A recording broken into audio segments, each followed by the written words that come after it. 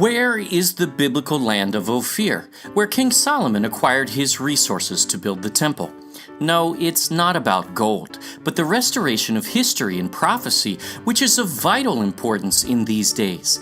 The following map is a very shortened recap of our Solomon's Gold series, in which we prove the Philippines is ancient Ophir and the Garden of Eden through hundreds of scriptures with historical, geographic, scientific, and linguistic support. And if you are looking for evidence, it is overwhelming, and it is found in that series of about 20 videos, not here.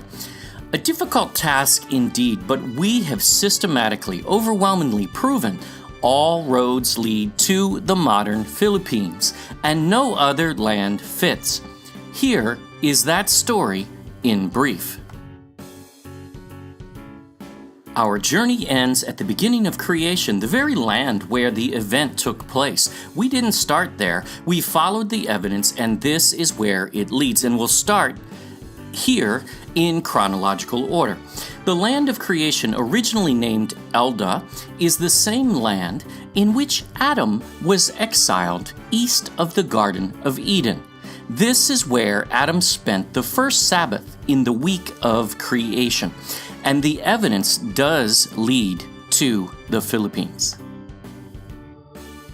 Adam and Eve were then taken into the Garden of Eden, which had been created in the first 7 days just to the west of Elda, modern Philippines. But we could not possibly know where that is, right? The evidence has been right under our noses all along, and we will offer a very small taste in this brief recap. In the book of Jubilees, which was considered canon scripture and inspired by the ancients, John the Baptist, and even the early church fathers, Noah divides the entire earth between his 3 sons, which we map out. He defines their territories turn by turn, and Shem basically received Asia all the way to the far east. One would have to review that mapping for support. It sets Shem's eastern border just beyond the Philippine Trench, or ancient Pisan River, which we explain, and the garden is defined as being in that area of Shem's territory. Later, Ham's territory is defined to the right or west of the Garden of Eden. Does this prove it? No. We do that in the series. This is a brief. Jubilees further identifies the garden as just north of all the mountains of fire. We find this to be the string of 147 volcanoes, literally called Gunung Gunung Api in Indonesia, which in Javanese literally means mountains of fire to this day. It sets a perfect border not only to the south of Shem's region, but also to the east, confirming the border to be the Philippine Trench on that side. Of course, we prove this much further from many angles, but we can test this scientifically as though all land animals and humans were wiped out, except those on the ark with Noah during the flood. Sea creatures were not. So, find the most diverse marine population on Earth, and you find the region of the land of creation and the Garden of Eden. And the center of marine biodiversity on Earth is actually in the heart of the Philippines. The Sulu-Sulawesi Seascape is the center of the Earth's marine biodiversity, according to conservation.org and numerous marine biologists today. Yes, even more diverse than the Great Barrier Reef. This is evidence for creation, not finding human bones. Adam and Eve sinned, and they were exiled from the Garden of Eden to the land east of it, back to Elda, the land of their creation. He tilled the ground from whence he came, and Jubilees demonstrates that is a literal reference.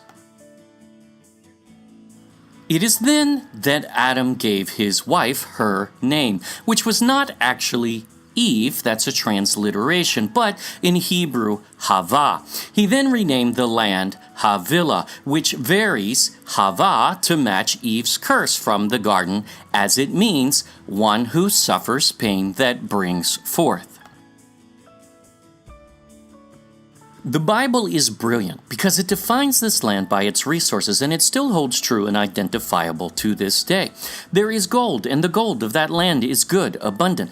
The Philippines has been mining gold since at least 1000 BC, yet still has the second largest gold reserves in the ground of any country.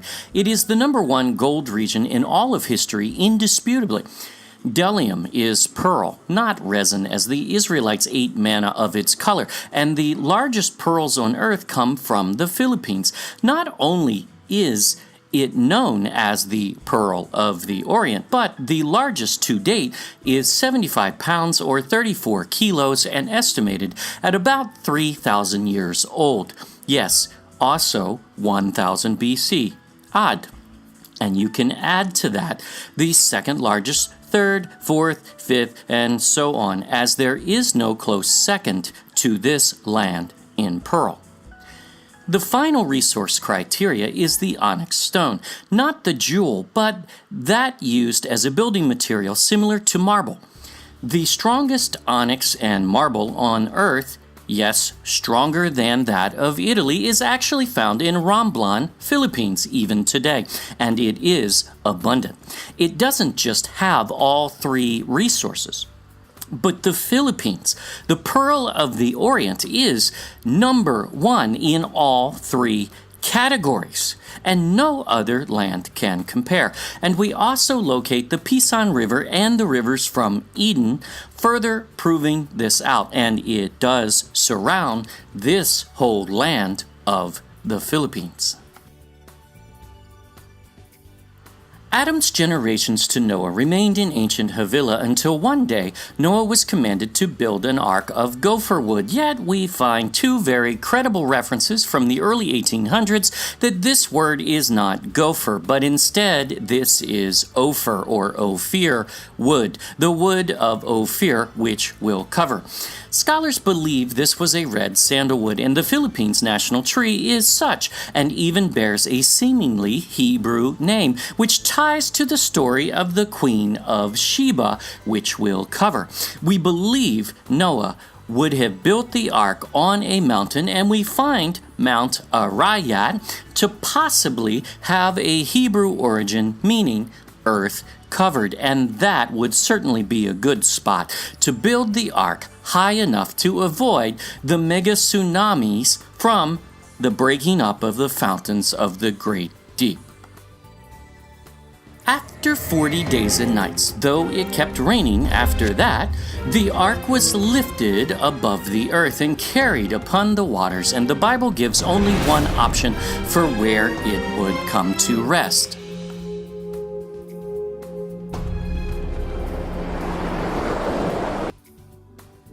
The ark landed at Flood Peak when it was 15 cubits above the tallest mountain on earth, and this is the only mountain on which it could have landed on that day, as the ark was about 15 cubits below the water level and 15 above. The only mountain on which it could have landed at those biblical measurements is Mount Everest, the tallest in the Himalayas.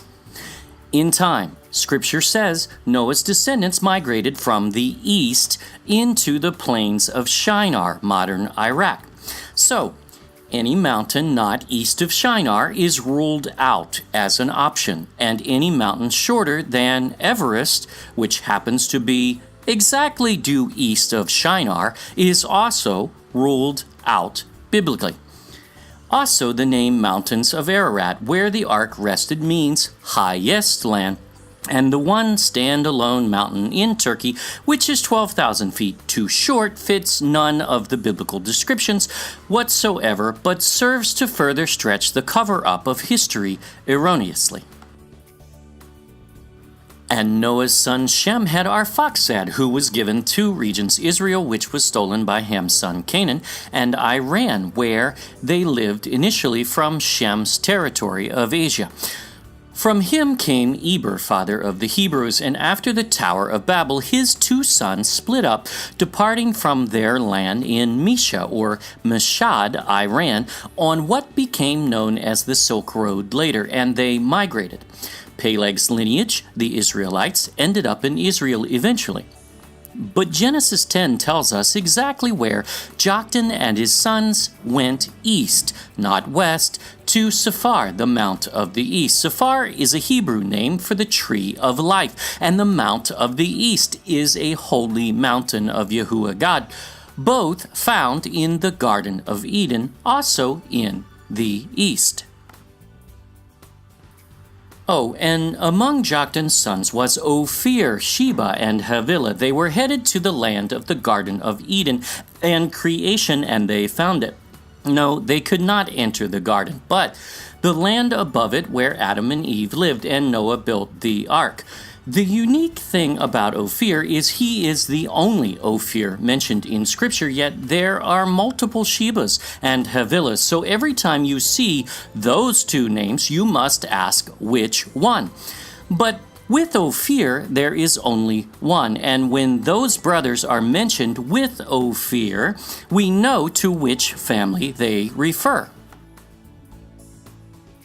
Around 1000 BC, King Solomon builds a brand new port and navy on the Red Sea to go to these three specific lands, and the Bible provides the resources with which his navy returned. First was gold and silver, and we already know Ophir, Philippines, has been mining since 1000 BC, and number one in gold in history and likely silver. Many are thrown by this, though. Ivory has been abundant in the Philippines as far back as history goes, and the bones of rhinos from very ancient times have been found, as well as the presence of elephants mentioned by Pigafetta, the historian who traveled with Magellan. Whether traded with its neighbors or native, either way, ivory was abundant in the Philippines. The Hebrew word for apes in this passage is actually a reference to small monkeys, not the large apes you may think of, which would be almost impossible to handle in that age. And the smallest primates on earth are found there, as the Tarsier of Tarshish, whose name seems to be no coincidence. The Palawan peacock is also native to the Philippines, and Pigafetta mentions seeing them in the 1500s as well. Then there's almug wood, which no one seems to know what it is, yet Solomon was returning to the land of creation where Noah built the ark, and likely that same red sandalwood he used was used in the temple for obvious reason. And again, it ties to the Queen of Sheba, which we connect. So, the Philippines is 7 for 7 on the resource list, not one missing. And the other lands who make such claims cannot produce all 7 resources, nor do they fit the rest of this criteria, as only the Philippines does. And we said this case is overwhelming indeed. But also, when the Queen of Sheba came, she brought gold from her land. She brought precious stones, which are documented not only in Mindanao, but also even diamonds in Borneo, which has a territory called Sabah, which once belonged to the Queen of Sheba. It means territory of Sheba. Philippines. Even before the era of the modern dispute, these gemstones were also documented in the Philippines already by Pigafetta, De Morga, and others. So regardless of how they got there, native or not, they were certainly there for Solomon's navy to trade. And finally, Sheba brought a very great store of spices. The text uses a word sometimes interpreted as frankincense, a newer French word. But no matter, as the Philippines has frankincense too, called poor man's frankincense, not because of a lesser quality, but because it's cheaper, as the rabbis own and endorse their Ethiopian farms in a narrow, unbiblical, unethical way. The story of Ophir is chronological, offering sequential events as they unfold. He builds a new port and navy on the Red Sea. They go to Ophir, and note, there are no other stops on the list of this initial journey. They fetch gold and resources, and that's where we are in the story at the end of 1 Kings chapter 9. The Bible describes this as a 3-year round-trip journey to the east beyond the Arabian Sea, Indian Ocean, to a multitude of islands. You do notice neither of those fits Saudi Arabia, nor Africa, nor India, and we prove that many ways.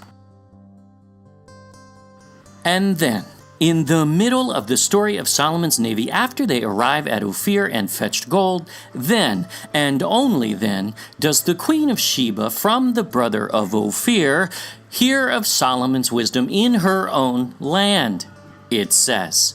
And that's Ophir. And she comes at the same exact time as Solomon's navy, offering her gifts worth millions of dollars today at the same time as Hiram, Solomon's admiral.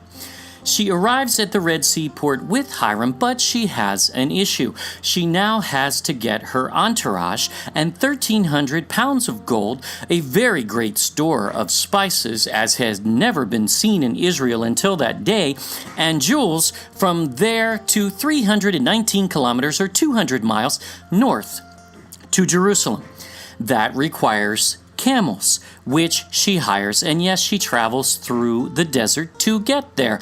But nothing in this passage identifies her with the wrong Sheba from Cush, Ethiopia, as she is from the brother of Ophir, not Cush, nor is there any requirement for those camels to be from her land. The queen, or at least her land, was likely the wealthiest on earth in those days until Solomon's wealth exceeded it, really for a short time only.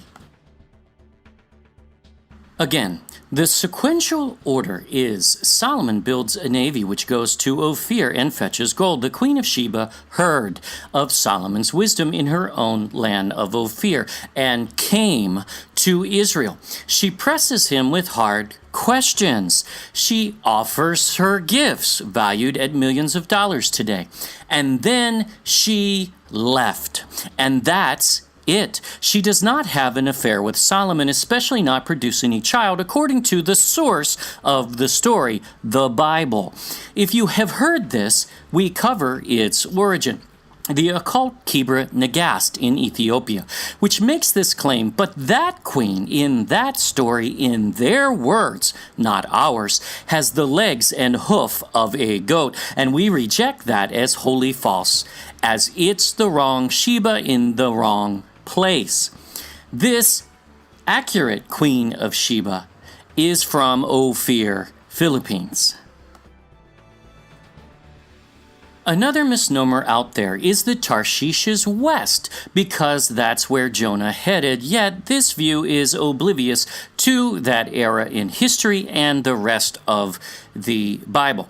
The port at Ezion-Geber on the Red Sea was broken up along with the ships there, and Jehoshaphat was unable to go to Ophir, Tarshish for resources as he was trying to repeat Solomon's journey. That happened just before Jonah's time, and that is why Jonah found a ship headed to Tarshish on the Mediterranean Sea at Joppa. He was running from Yahuwah God to as far as he could. He wasn't looking for the most efficient route, but the longest, so the ship to Tarshish had to head west, but its end journey must still be east, as it must match the other passages which say Tarshish is a 3-year round-trip journey east. And this passage does too, if one really reads it. Jonah is thrown from the ship and swallowed by the whale or large fish of some sort for 3 days. However, scholars seem to miss the part where he was spit up on shore and made a journey to Nineveh of another 3 days. What Jonah did there is narrowed down where he was dropped off, because one cannot get to Nineveh from the Mediterranean in any direction in those days in less than about 14 days, not 3. He was obviously dropped on the Persian Gulf and took the Tigris River north for a 3-day journey, which is about right. So Jonah proves the path to Tarshish, which is equated to the same region as Ophir and Sheba, is east, not west. But its history continues. David tells us exactly where the wise men, or kings, yes, kings, came from. And it wasn't the occult Babylon, nor Yemen, nor Ethiopia again, according to Scripture. David's prophecy in Psalm 72 says the kings of Tarshish, the isles, Ophir, Sheba, and Seba, territory of Sheba, would bring gifts to the Messiah after his birth. This is David's son. No, not Solomon, because this son has the ability to redeem souls. So this time, the people of Ophir make the journey to Israel, which is why it took 2 years to get there, as they show up when Messiah is 2 years of age. However, the port on the Red Sea is still broken up at this point, so they have to take the same route as Jonah around Africa, into the Mediterranean Sea most likely. Yes, we additionally prove that the Philippines has both frankincense and myrrh, and most biblical spices for that matter. And just as the Queen of Sheba, the wise men heard from the angel who appeared in the sky in their own land. They came to worship Messiah with offerings of very great value. They offer their gifts and they leave. What does this say of those who supposedly brought the message of Jesus to the Philippines? Well, we deal with that too. But the incredibly abundant proof is that the Philippines was not speculated or guessed to be Ophir in history. It is recorded as being called such many times over. Debate is on record too, and it failed then and it fails now. In 1609, Antonio de Morga wrote that they, Ophirians, already possess in jewels and gold ingots handed down from antiquity and inherited from their ancestors. This is considerable, for he must be poor and wretched who has no gold chains, calambigas, and earrings. Does this not sound like the land of Ophir, Sheba, Tarshish, and Havilah? Well, history tells us it was, and this is also illustrated in the Boxer Codex, proven with archaeology in the Surigao treasure find of recent times and on display in the Ayala Museum of Makati of these exact same jewelry pieces, which were illustrated in 1595. Many writings don't just propose a theory that this land is Ophir, but say it was as fact. And even the natives called it Ophir, and Tarshish and Sheba was and is Cebu, a direct Hebrew variant of the word Sheba, with Saba, the disputed territory, being the property of Sheba by its definition in its Hebrew origin, because no one seems to know its origin. Well, we do. This is a list of just some of the credible witnesses to history who document this, but also the neighboring nations of India and China, even Greek history, the Malays, and the Muslims all record the Philippines as the land of gold, isles or islands of gold, mountains of gold, etc. Everyone knew this to be the wealthiest land on earth at one time, and this is what attracted the Jesuits to come and rape and pillage the gold and resources, which still continues today, but not for long, because Ophir is not a third world country and it will rise. Messiah said, "The queen of the south shall rise in judgment with this generation and condemn it." And we are seeing signs of this already today. Cebu is still known as the queen of the south today, and its name is a derivative of the Hebrew word Sheba indeed. Isaiah says, "The isles shall wait for me, and the ships of Tarshish will bring Israel's sons and daughters from afar." This has not happened yet, nor has any regathering of the lost tribes of Israel occurred, and we deal with that in our series next. From the ends of the earth. Some think this series is about gold, but we could care less about gold. This is about restoring the history and prophecy of the most significant land on earth and a deserving people. Even in recent times, the Philippines has had one of the world's fastest growing economies, and new resource discoveries abound. Here are a few. Even more gold and silver has been found. Deepwater oil fields have been found. Over 3.9 trillion cubic feet of natural gas identified. The world's biggest palladium reserve found. Even platinum found.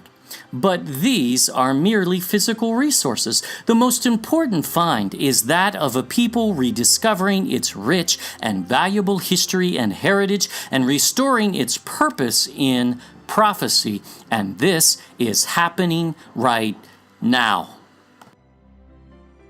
As the Philippines and the world begins to learn that the modern Philippines is Ophir, land of Solomon's gold and resources used to build the temple, the land of the Queen of Sheba, the wealthiest woman in all of history. Tarshish, the mariner son of Javan, equated to the same region and resources as Ophir and Sheba. The land of the Garden of Eden and creation, Elda, even seen in common names like Imelda today.